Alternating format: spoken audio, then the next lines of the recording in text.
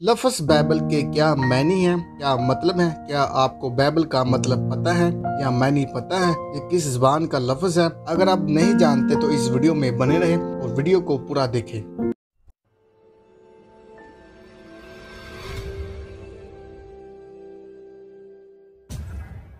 Bible word कदीम ज़माना के शहर बेबलियस से निकला है, जो कि लबनान में वाक़िअ है। बाइबल लफ्ज़ यूनानी ज़बान का लफ्ज़ है। बाइबल के मानी है उर्दू ज़बान में बहुत सारी किताबें या किताबों का मजमूआ, और इंग्लिश में दी बुक, दी स्क्रॉल, ये बाइबल के मानी हैं। बाइबल को यूनानी ज़बान में टेबुलरी कहते हैं। बेबलियस एक शहर था जहाँ से बाइबल लफ्ज़ निकला। ये लबनान का शहर बेबलियस है। आप कमेंट करके ज़रूर बताएं कि आप और किस तरह की वीडियो चाहते हैं। अगर आपको हमारी ये वीडियो पसंद है इसे लाइक करें, कमेंट करें और अपनी रिश्तेदारों चीज़ों को शेयर करें।